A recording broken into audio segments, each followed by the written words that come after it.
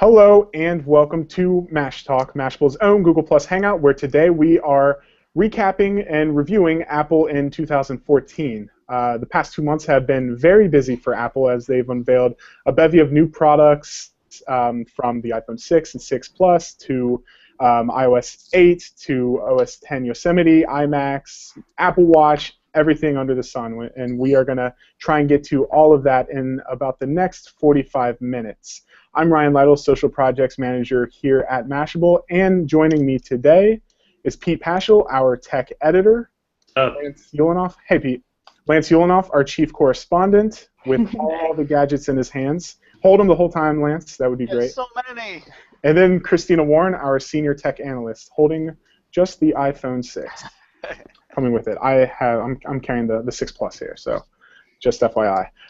So we want to get started, and before we talk forward and everything that Apple has done, we want to kind of look back. And we could easily ask, where's Apple today versus a year ago?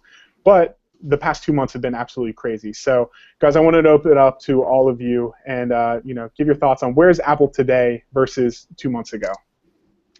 Killing it. Okay, Lance, start it off. Tell us how you really feel. I was talking to somebody about this the other day. I mean, they fulfilled the promise. They said it was going to be a really busy fall, and it certainly felt like that. I mean, obviously, not every product is at the same level. There are some super hits, some near hits, almost no misses. I really don't see any misses in there, but I still came away from, here I am on the other side of two major events and all these announcements, feeling a level of excitement. And I kept thinking, I was walking home yesterday thinking about some of the images I saw of Tim Cook over the last, week or so, where he's grinning like a lunatic. He's just so happy because, one, he's through it, and two, the product's out there, and three, I mean, they've sold already well over 10 million new iPhones. I mean, I don't know what the final number is, but that right there, that alone has got to make his year. Yeah, it's Apple is in a great position. Let me just say that. I mean, Apple had been probably it's obviously hyper scrutinized, but it had been criticized as not having, innovated enough, not having gotten ahead in certain industries, not even playing catch up in some industries. I'm thinking specifically of wearables. If you look back in August, where they were, and everyone they were perceived as behind, maybe out of touch, maybe not really past its prime.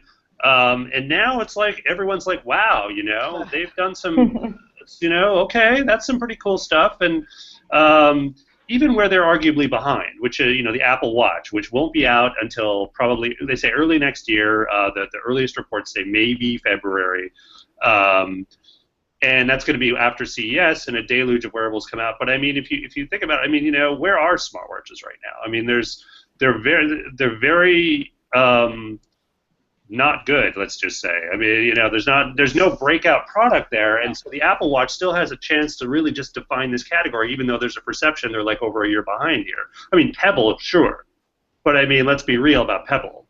It's going to either, get acquired or expand rapidly in some way. It's not. Apple and Samsung are at a whole nother level in terms of the resources they can throw at these things. So. Yeah, I mean, and God, can you say enough about Apple Pay? I know it's 1 week in, not even, but I mean, it's like, it's working, people are using it. Yes, there are bugs. Yes, the experience isn't perfect, but it's like everyone is heralding this now as the mobile payments in the U.S. at least have finally arrived. So, they've managed to even surprise a little bit in what they've done, because even, the rumors and stuff. So it's like, okay, it's I got to say, it's been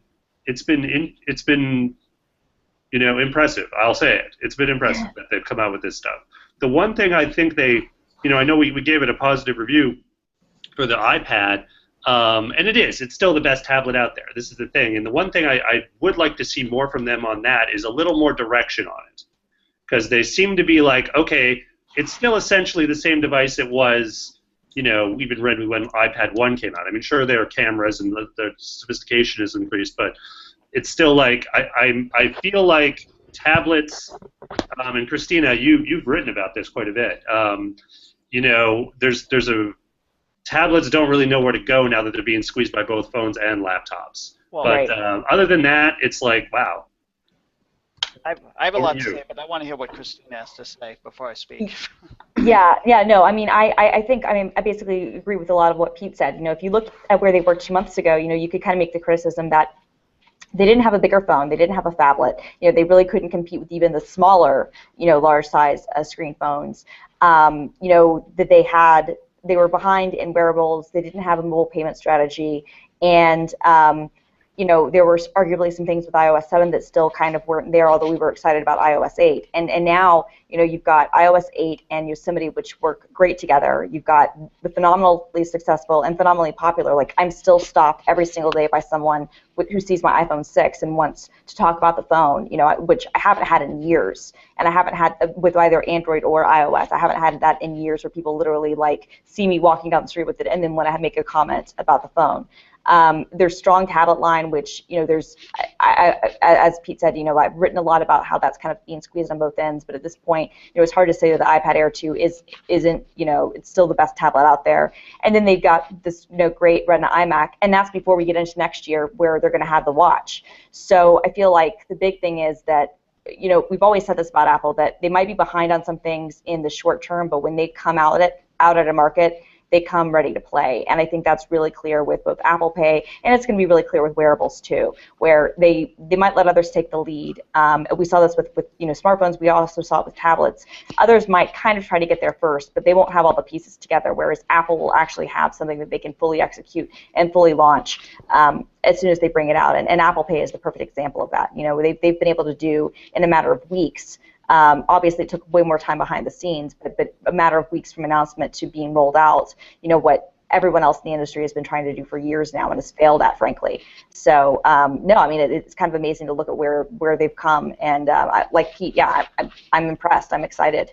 But I'd love to hear what Lance has to say. Guys, I just realized we're all kind of too positive here, so I'm going to take on the role of Daisy. All right. Pete, you might have some audio, there with your headphones. I think. How's that? Is that better? That's a lot better. That's actually negative. They hit the button. Okay. They just. Pete, you go ahead. Sorry, Lance. Lance wanted to say something. Great.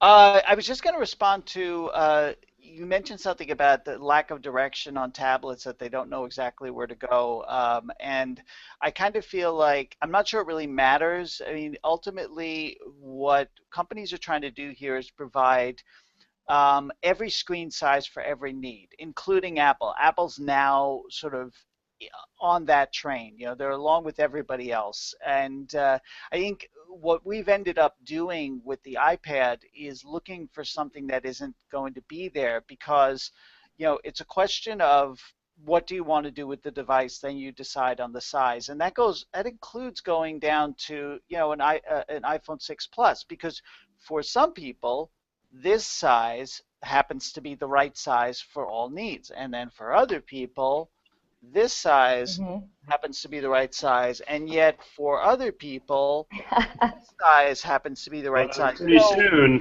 whatever results here. Right. So I think we're stuck on the distinction of what is a tablet, and I don't actually think that's the right distinction. How much of a difference is there between an iPhone 6 and an iPad Air? Next to nothing.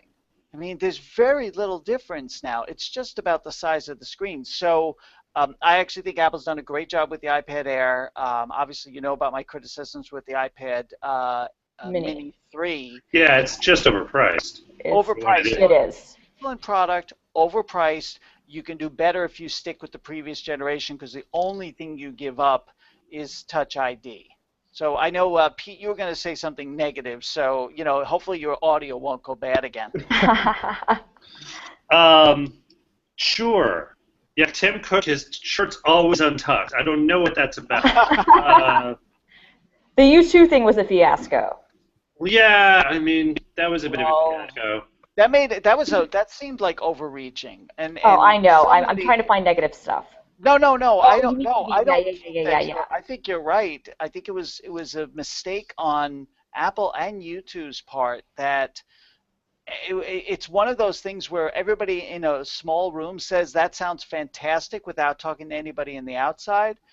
And the cavalier way in which they said, now you all have it, without preparing everybody to, in fact, all have it, as if suddenly the entire world loves YouTube and loves it more than the space on their On their iCloud device, account, exactly. device. I mean, it was a rare, what I'd call tin-ear moment for all parties involved. Yeah. Agreed. If I don't really have a negative thing to say, but I will say this about the iPhone 6 Plus, it's not the best phablet you can get out there looking at the hardware. I think the iPhone 6 Plus is a great phone almost solely on the ecosystem. And it's because, Apple, I mean, their user experience, their ecosystem, it's really second to none.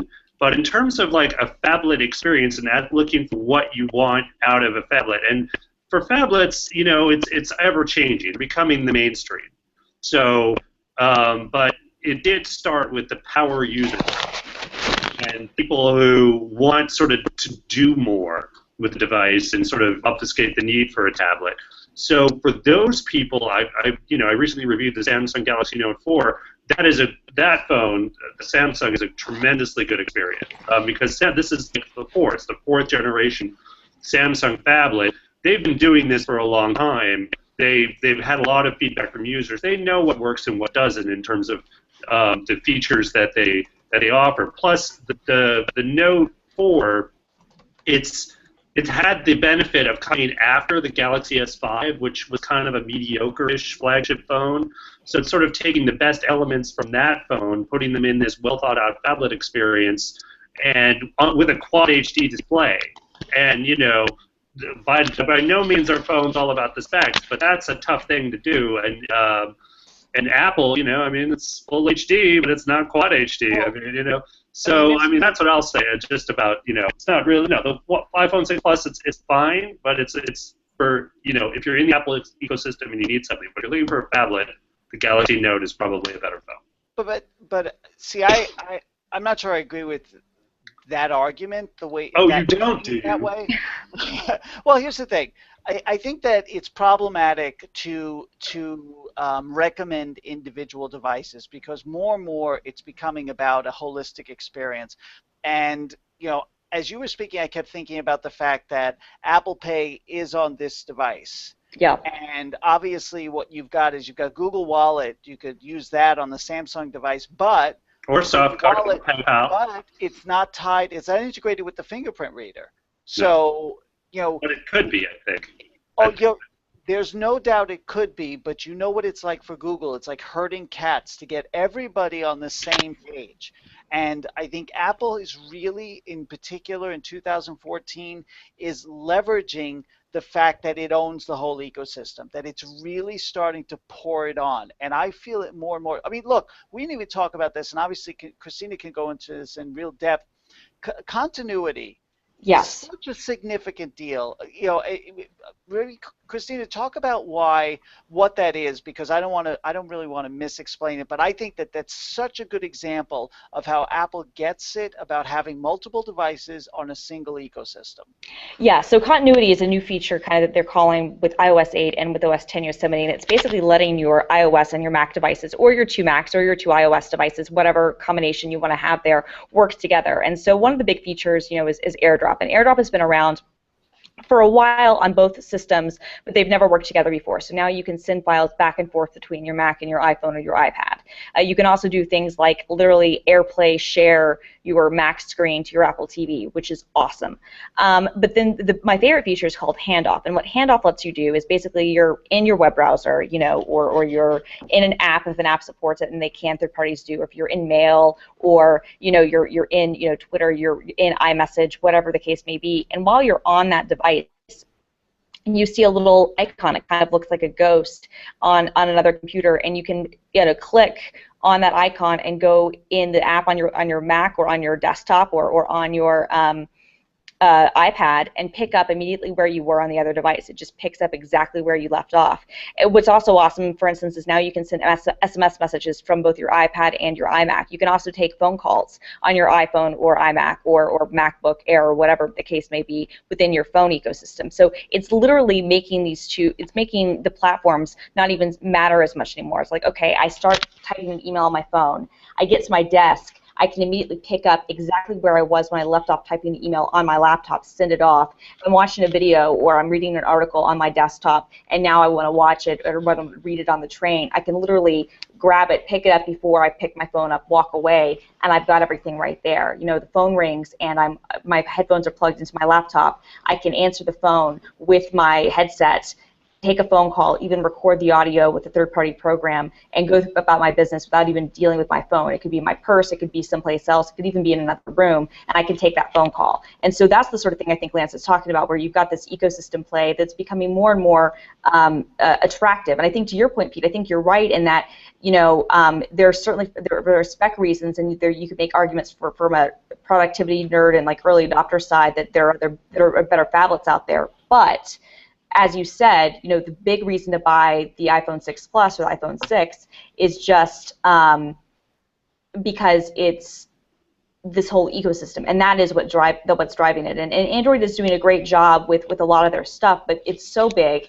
and it's used by so many different people. They will never have that sort of integration. They will never be able to have something like handoff. They might have something close with it with Chrome. Well, you can, the Samsung for continuity, particularly for the phones and SMS, and Motorola is doing this too. You can, like Samsung specifically can, you know, if you have a Samsung tablet, and I believe if you have a browser extension, you can basically replicate that same experience. Okay.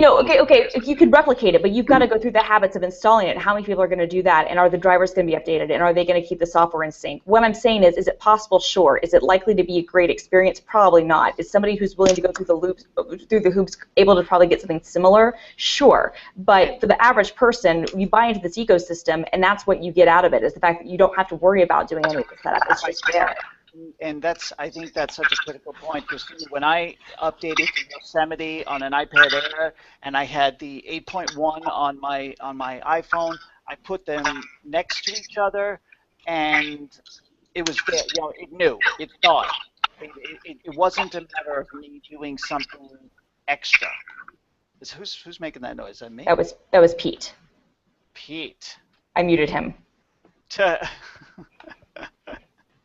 Pete was getting ready to say something else negative. I'm telling you, we've got a ghost in the machine here. Well, we could keep talking about this. You know, by the way, I was going to show something to everybody, because I don't know if anybody knows what this is. Oh my God, I can see it.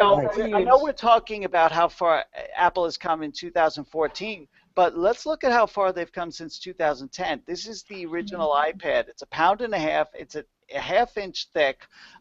This is actually my iPad. This is my baby, and you know, still works. You know, and this is, you know, it's worth segueing a little bit from this into why Apple struggled this year with tablet sales, and this was an ongoing discussion. Why are tablet sales declining? In fact, you say they just weren't in it.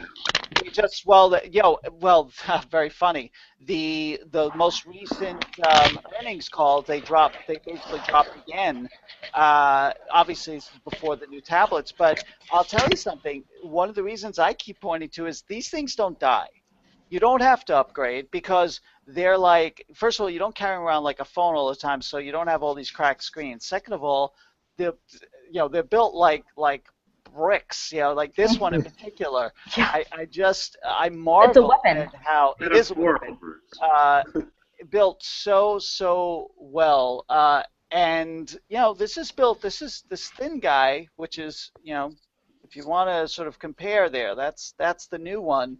Still built solid, obviously not as unbendable as the first one, but still pretty darn strong. I have nothing else to say. About tablets? Well, we all have lots to say about tablets, I think.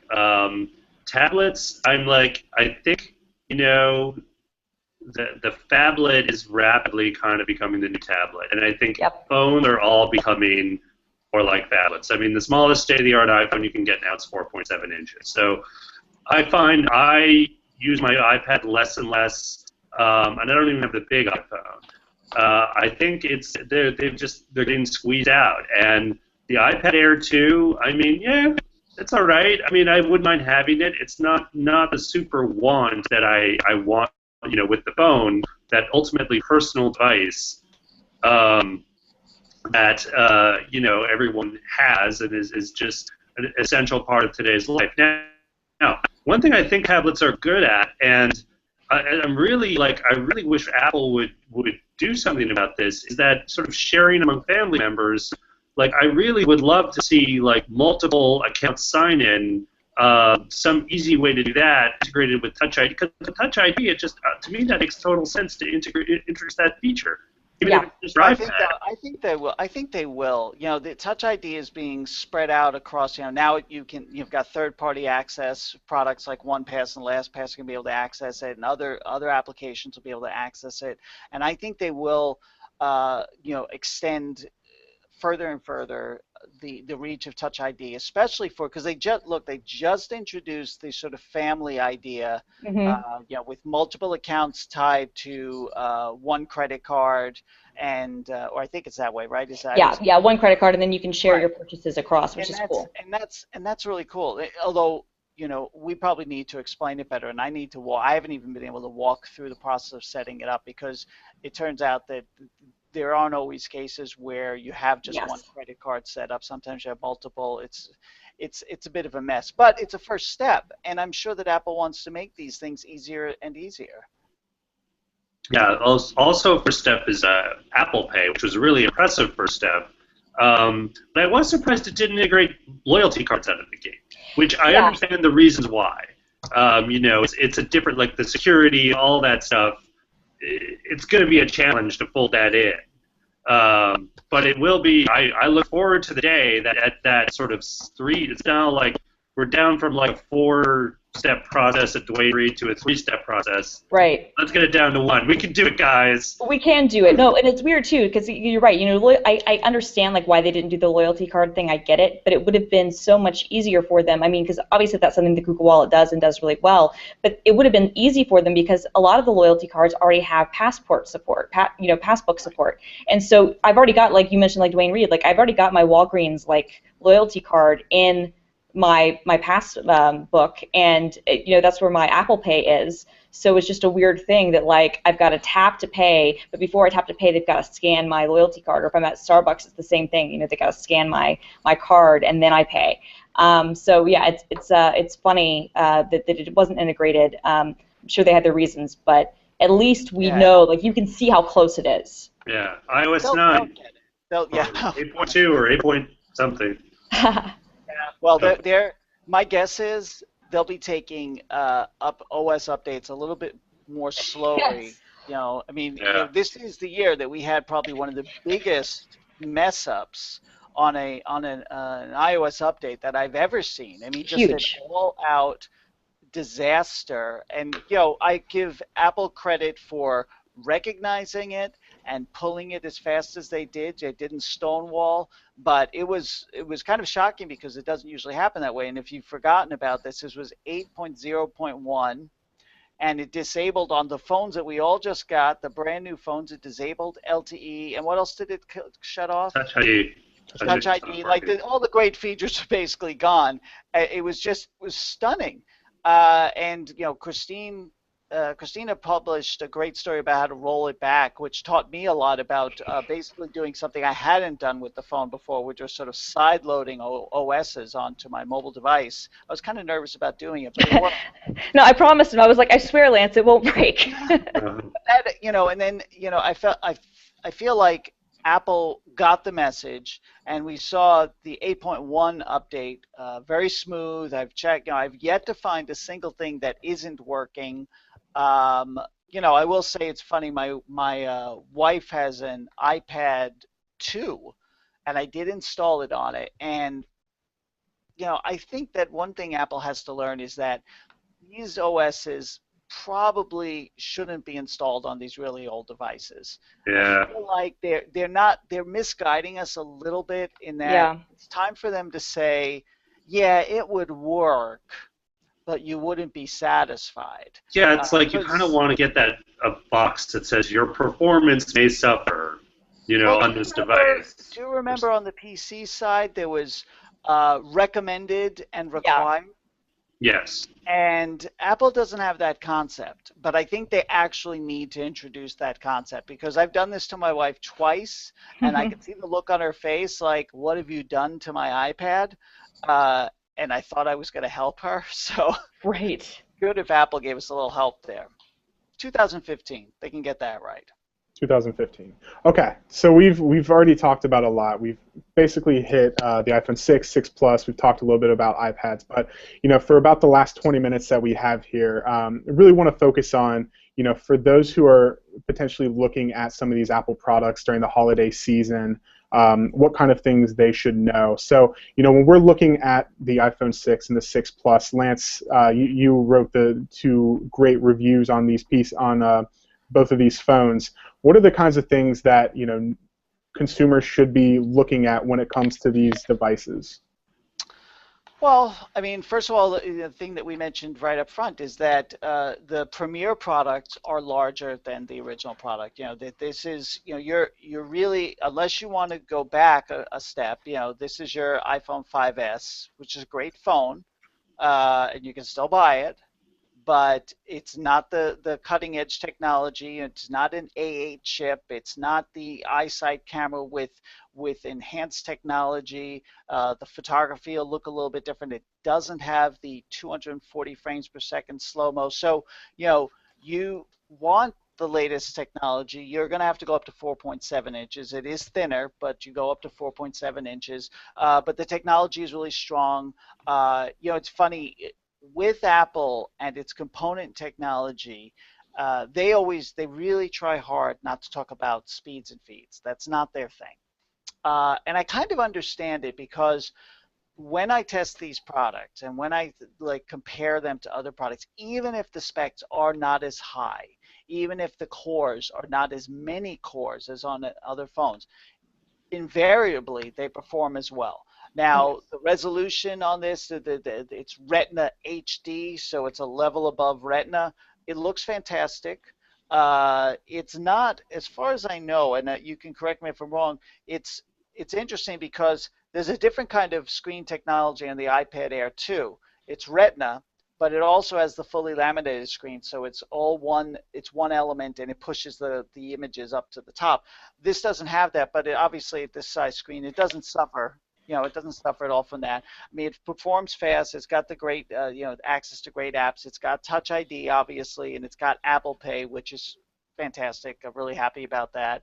And iOS 8 is, it's a better experience on a number of levels, even just, basically, for email management. I've gotten really used to swiping away email with just a gesture, and I've gotten used to, saving drafts. Now, I've tried to make it clear in some of the stuff I've written that obviously you can update your product, or you can buy previous generation Apple products with iOS 8. So you will get that benefit, but you won't get the pure play hardware updates, and you also won't get this design. So, this design has really grown on me, and it was at first, it was kind of shocking to see Apple lose all its edges. If anybody Apple's lost its edge? Did you just say Apple's lost its edge? No, I didn't say that. I said edges. So if anybody remembers the first iPhones, they were more like this. Yep, they were. Kind of curved. There was a lot of curves. I don't know, Lance. You're making me think all the way back to 2007 now. So. I know, it is hard. No, it was curved and had an aluminum back, and then it was curved and had a plastic back. That's right. That's right. And so Apple has gone back to the future in a way, but it's a very, very a beautiful design. The glass. I mean, you look at this and you see something, the way the glass edge curves into the metal. The tolerances here are exceptional. And this is the thing. I've seen a lot of good designs on phones. I've seen some really beautiful stuff. I still think that Apple leads the pack on pure play design. So this is the most attractive smartphone for my money right now. I will not lie. This is the most shocking thing about Apple's new design. If you can Yep. see it, that camera does stick out.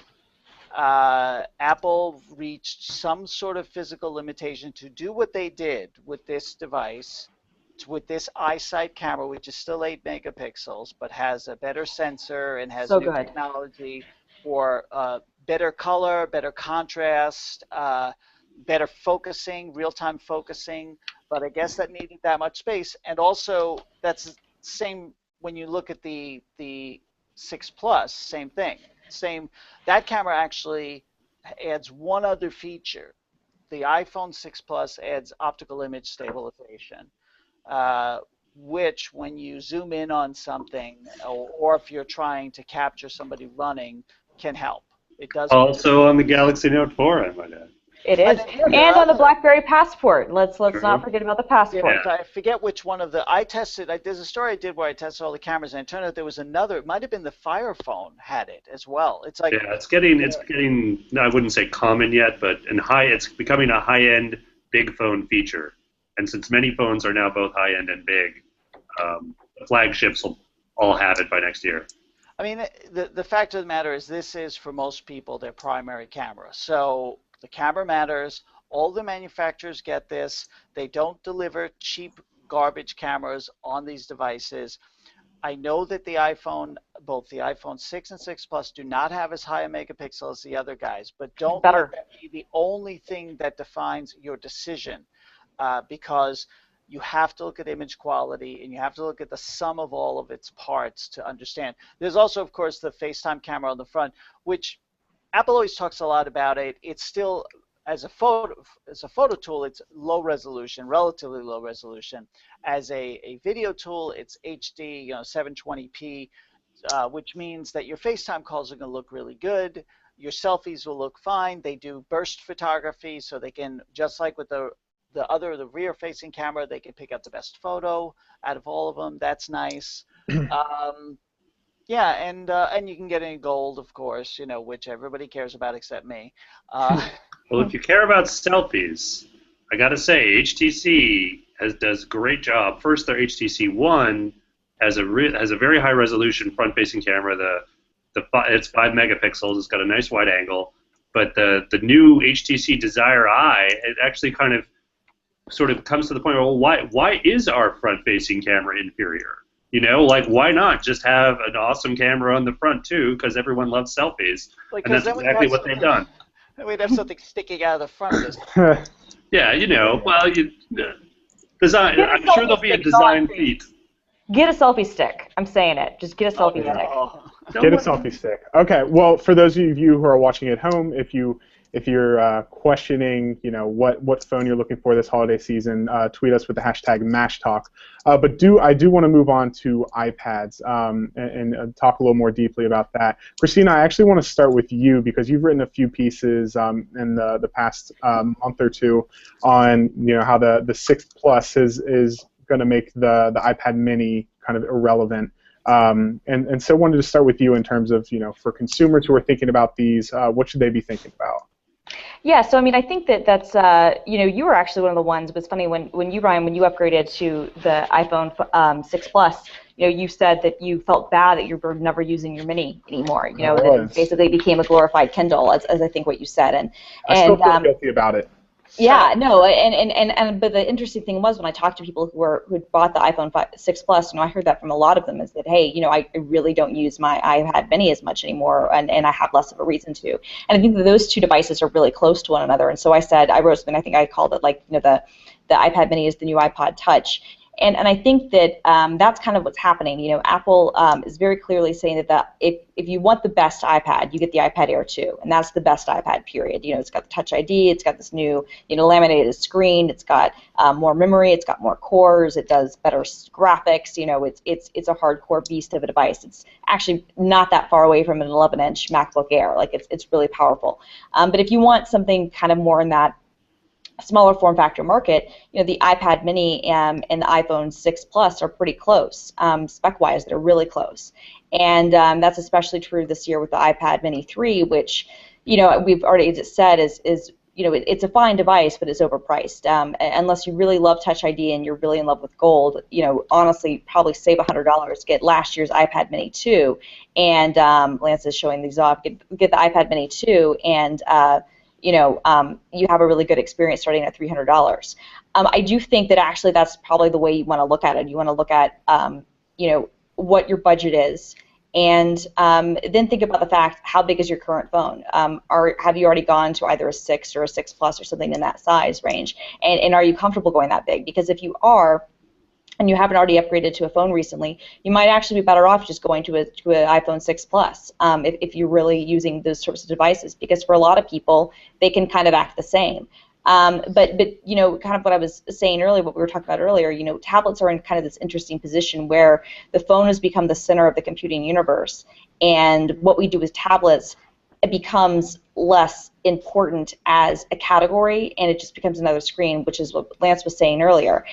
So you just kind of need to think about, how big of a screen do you want and what are you using it for? And if you're primarily reading on stuff and maybe watching some videos, but primarily reading, maybe browsing the web, you're not doing a lot of drawing or painting, you're not doing a lot of text documents, you're not running tons of videos. Gaming obviously is one of those things I think can kind of be subjective. You kind of want to think about what you're doing and how big of a size you need. But I do feel like, although the iPad Mini 3 is overpriced, there's a great opportunity right now with the iPad Mini 2. So, it's kind of one of those catch-22 situations. I think it probably depends on what phone you've got right now, and, is that something you're willing to do, kind of to upgrade to a bigger phone? Because if you are, then, that maybe negates the need to get a new tablet right now, which is probably a bad thing for iPad sales, but a good thing for our wallets, because then you can save up your money for an Apple Watch. Yeah, and as you can see, Lance is playing. Which game is that, Lance? Is this Asphalt Airborne 8, which looks amazing on the device. I was going to say, since we talked a little bit about size, when I was reviewing the iPad Air 2, the thing that struck me initially is I felt like it was so big. Right. Because I had been spending a lot of time using the Mini. I just had, which I never thought I would do. I always thought, I always need it bigger because I draw on the device. And I just, this size, I kind of fell in love with it. So. By the way, Lance, everyone can see in the reflection of the Mini that you're doing this on a Surface. You're doing the Hangout on the Surface. That's absolutely. Well, I think that's kind of a great point, though, right? Because like the Surface, it took Microsoft 3 generations to get it right, but I think they finally got it right. And what they did is they said, we're no longer going to try to make the Surface into a tablet. We're just going to say it's a damn good laptop, and it is. It's a great laptop that has tablet-like features, but primarily it's a laptop. And what's interesting about that is since the size of the Surface 3 and the iPad Air 2 are somewhat similar, at least as far as screen size go. The Surface Pro 3 is larger, but the iPad Air 2 ends up being a really good productivity device. And I think I mentioned this in my review. I typed the entire review on this. I did use an external Bluetooth keyboard, but it was such a pleasure. Like the screen size and everything, and of course its performance, and this is again another thing about Apple and the App Store. The apps are there, the apps I want. Companies are producing. I've got actual Word on the iPad, so I use it as part of my Office 365 subscription. So what Microsoft has done in 2014, it's worth mentioning, is that they're not making me choose anymore. I can do what I want and have the tools I want, and I think that's a fantastic thing. And I really enjoy, when I need to, working on this device as well. I think that's a really good segue, Lance, as you kind of talk about some of these external devices and you talk about desktop. Christina, when we're talking about the iMac, and I know you've tweeted about it. What are your thoughts? And this is going to be for the premium customer. At least with the launch of this or the unveiling of it, what were your initial thoughts with it? So my review should be coming in the next couple of days. So just to kind of give a preview, I mean, it's all about the screen, and the screen is fantastic. I can't say enough good things about the display. You know, it's 5120 by 2880 resolution, which is what they're calling 5K. You know, it's 67% more pixels than a 4K display on this great 27-inch screen. It is just absolutely unreal. Lance is showing off this unboxing bind that we did, and you know, you can test from, you know, Lance and Peter have used it too, and it's kind of this unbelievable device. It's I want to live inside the screen, basically. I did want to answer one question I saw in the comments. It said that, you know, is it true that the new iMac is 30 hertz and not 60 due to DisplayPort not supporting 5K at 60 hertz? That's kind of a deal breaker for me. And the Arcadian Pawn 3 said, asked that question. No, that's not true. So what Apple's actually doing is they're using dual DisplayPort 1.2, and that's how they're getting around the bandwidth challenge, as you said. So it is 60 hertz. It's completely fluid. You know, you can go to really, you know, websites that take a really long time to load and scroll through them like butter. You know, play, you know, full 4K video, other motion stuff. I haven't really tried gaming on it that much. I'm going to try that later tonight. You know, it's a really solid experience. It's all about getting this beautiful display, and the technical marvels that Apple had to go through to get that display to work and to get all of the parts moving correctly and all the pixels, you know, shooting out and showing up at the same time is really remarkable. The price point at $24.99 is really remarkable when you consider the fact that when I reviewed the Mac Pro, I also used it alongside a 4K display, and that 4K display that Asus makes, and it's a great display, you know, retails for about the same price as the new iMac, and this includes the display. So you're getting a full computer for the same price as just the screen. And it's a good computer at that. So I mean, it's obviously going to be for the higher end desktop customer, and obviously more people use laptops and you know, even tablets or phones now than desktops. But this is I've talked to a number of people, especially videographers and people who do higher powered computing stuff, who have been more interested in the iMac now than they've ever been before. And I do have to say, even if you don't buy one, go to an Apple store or Best Buy or whatever and check out the screen, because what's great about this is that it's only the iMac for right now, of course, but you know, slowly but surely other manufacturers are going to start adopting this. So, you know, 4 years ago, or 5 years ago, I guess, Apple was the first to really put that high quality of a display into the 27-inch iMac. You know, they put the equivalent of like this $2,000 monitor into that device, and they've done the same thing this time, and just as we've seen display qualities, you know, for monitors and desktops get better over the years, that's going to happen again. And so even though it's a shrinking market, you know, the next couple of years we're going to be seeing this sort of screen everywhere, and it's pretty awesome. And I do want to look I mean, is it overkill though? Because I know we were talking about this earlier, and it's like if they have to do their own, you know, display engine, and if Thunderbolt 2 doesn't even have the bandwidth to drive this thing as an external monitor, I mean, is it too ahead of its time? You know, it's kind of like certainly everything's going higher and higher res and bigger, but it's like I feel like they maybe should have waited till Thunderbolt 3 or yeah. something. I don't know. I think that's a fair criticism, and I've been thinking a lot about that. Did they need to do this now? And I think the answer is no, they didn't have to, but this is the sort of thing that only they could do. And I think this is kind of the thing where they show off their prowess at computing, their prowess at innovation. I think this is one of those things that kind of answers that innovation question the same way the Mac Pro did, where they're saying, look, you know, this is we can still do this sort of thing. I think that the real tangible benefits are probably about a year away, and so the people who buy this now are going to be early adopters, people who do video editing, you know, maybe photographers, or somebody who just wants, you know, something to mount, you know, on the wall and kind of uses an all-in-one something or another, if you have to have the best screen. But I will say that using the screen just as I've used it, you know, the scaling works super well. You know, even watching regular 1080p content looks fantastic. But the fact that we've had these Retina devices and these high DPI devices on everything else for so long, the web is caught up. And so, you know, it's a great experience to type on. It's a great experience to look at photos on. Is it overkill? Probably. But to quote Edmund Hillary, you know, it's like, why do we have to conquer Everest? Because it's there. Because it's well, but you know, with HD, there's a great precedent already that, you know, every time a new HD technology comes out, it's always ahead of the content, right? It's sort of leading the way, but it's the one area where consumers consistently will march forward and say, yeah, I want higher resolution. They may not want 3D, they may not care about that, but they love higher resolution. They will consume it and consume it. And And part of it is seeing is believing. When I saw the Retina 5K screen in person, what I thought is, I know it's not 3D, but it looks like 3D, and that it looked real. Like there's a weird thing that happens when you look at a 4K or 5K image, that it starts to fall over into reality. Like you feel as if you could reach your hand in. They always show the picture of the lion, and I got as close as I could to that image, and it didn't break down into pixels, and I felt like I wanted to reach out and pet the lion, although I know that's a bad idea, because bad things can happen if you pet a lion.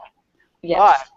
But that is something that you emotionally respond to, and I think that's why it's smart for them to do it, because people are going to see some of this and they're going to want it, and all the other parts of technology, without a doubt, will catch up. And just finally, Christina's absolutely right. This proves that once again, Apple can innovate, and I'm sure that's why they did this now. That they want to say, oh really, you think we're done? Maybe not so much. Absolutely.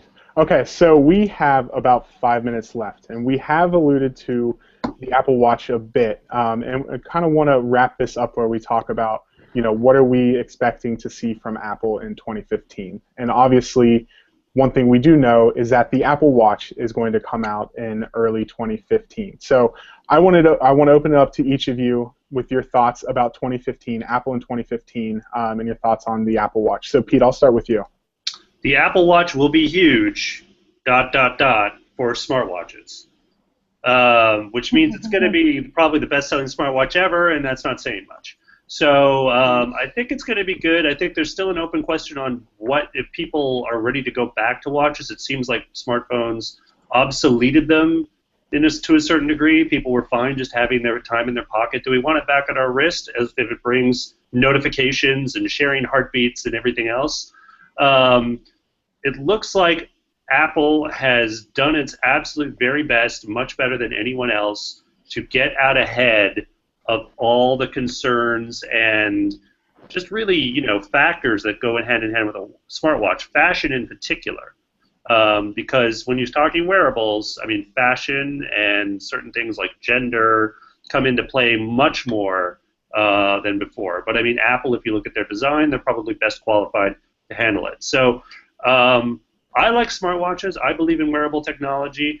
Given Apple's sort of focus on user experience above all else, I'm very optimistic about the Apple Watch, because I can tell from, I've tried out numerous smartwatches this year, and they're always overlooking some key aspect, whether it's battery life, consistency, and just overall design. There's something that they rushed out a product and they didn't take into account all this stuff, and you just shrug and why would I wear that? So the Apple Watch does answer these questions. The one question, again, we're not sure, is the fundamental one: do we want this? But I'm skeptical but optimistic about it. One thing I don't think we're going to see in 2015, or really ever, probably, is an Apple TV. I think that's done. I think they went to the precipice, they looked at it, they saw the TV market, and they turned back. They were like, not now. Maybe, a few years out, but they were like, there's no profit in this. It's not a market we want to compete in. It's going to clutter up our Apple stores. It's like, I don't think we're going to see an Apple TV, but you know what? I'm not an analyst, so Great. Who knows? Go ahead. Lance is shaking his head. He wants to chime in on that one. Lance, 2015. Well, all right. So as far as the Apple Watch, all I keep saying about it is it's Apple's biggest question mark. And what I mean is that wearables is by no means a solved category. And Apple's stepped into other categories like this where they've sort of treaded water or less. Digital music player is a good example. But there's something about intrinsically different about wearables in that their deep connection to fashion and fashion preferences. Now, I know that Apple is working super hard to address that. I get it. I know exactly what they're doing there. They're putting it on the cover of Vogue. They've hired people from design and fashion. But for all the different looks that they provide, for all the bands that they provide, I don't think that they can give enough design options for all the different tastes out there for something you're going to put on your body. I could be wrong about this. I'm not saying that the Apple Watch is not an impressive device. I think it is. I think they've done a really good job. But as a longtime watch collector, I look at this a different way.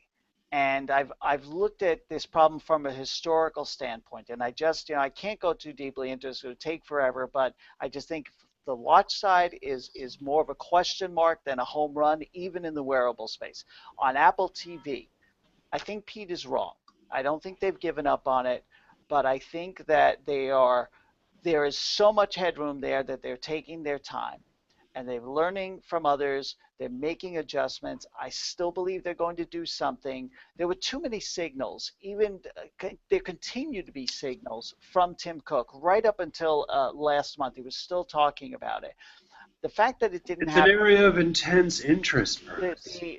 We're very interested in TV. If you're going to impersonate him, you got to slow it down even more. I don't have drawl. And you got to add the southern accent. Yeah. Well, we'll have next hangout Tim Cook impressions. 45 minutes. Interest. I won't be here for that. But I think that they're not giving up, but they're going to figure it out. I think it's a couple of ways of going. One, maybe it's just a redesigned Apple TV product, a standalone side box, or two, it's, we're staring at it. We just don't know it. We're looking at the new iMac 5K, and that is one step away from the first Apple TV. So I think it's still 2015. It'll probably be the one big new category because they've already done their one for 2014. That was the watch. That's done. And now they'll just build upon that. Next year, it's the TV. So let's see. If we're talking 12 months from now, if I'm right, I'd like a pumpkin latte. That's great. Okay. I want an extra large bag of salt and vinegar Lay's. Perfect. All right, Christina, bring us home. 2015. All right, 2015. So I kind of agree and disagree with both Pete and Lance. I think that I'm with them both that I'm not totally convinced about the Apple Watch yet, but I will say something just real quick on that. I've been using the iPhone 6 Plus, or excuse me, the 6 for the last, 6 weeks or whatever, and 5 weeks. And in my hand, it looks like a 6 Plus, everyone says. It looks, my hands are remarkably small. And what I found is that because it is a bigger device, as much as I like it, it's annoying for me to always have to grab it out of my pocket, grab it out of my purse, when I'm walking, when I'm doing something. And it's one of those things that makes me happy I have my Pebble, but makes me go, God, I really need these notifications. And so I almost wonder, just kind of as a comment, going to the bigger phones, if that's part of that is the fact that you do kind of create a need to a certain extent for having accessible, relevant, contextual information on your wrist. When you've got these bigger devices, especially as we use them as the center of our lives, you don't want to always have to be digging it out of something. You can just grab it on your wrist. So that's one thing I think kind of with the use case, they can really kind of go out of their way to really hype up, especially once we talk about things like continuity. If you take those sorts of features that they're already doing with the Mac and the iOS devices, and you add that sort of thing in with the watch, I think you've got something really powerful, especially with Apple Pay and some other stuff. I think that the fashion side, I'm kind of with Lance. I don't think they are yet at a design where it'll meet everyone's needs, but I think that for a Gen 1 product, which this is, and this very much looks like kind of a Generation 1 Apple product, I think it looks great, and I love that they're actually paying attention to fashion. I think that that's been the big thing that's made the rest of the smartwatches really not take off, is because I think if fundamentally before anything else, before you even get into features, you've got to look about how it looks and how it feels, because that's the most important thing, just viscerally with a wearable, is how does it look and how does it feel. When it comes to the TV, I don't know. I would love them to do something with the TV, but I know that there are a lot of challenges, and if I were to talk about that, that would be a whole other hangout. So I'm sure I will stop there. I'm sure we'll have a hangout about that at some point. So To all of you who tuned in, thank you so much. We covered a ton of Apple stuff today, and we've had previous Hangouts for those of you who haven't tuned in before. Other previous Hangouts, we go even deeper into some of these products. So tell us what you think about what's going to happen in 2015 with Apple with the hashtag MashTalk, and we'll be talking much more. I'm sure we'll be going deeper into a few more companies over the next few weeks and months as we look forward to 2015. So quick thank you to Pete, to Lance with his devil horns, and to Chris Screama. We really appreciate it, and we'll see you all again soon. Take care. Bye-bye. Bye. Bye.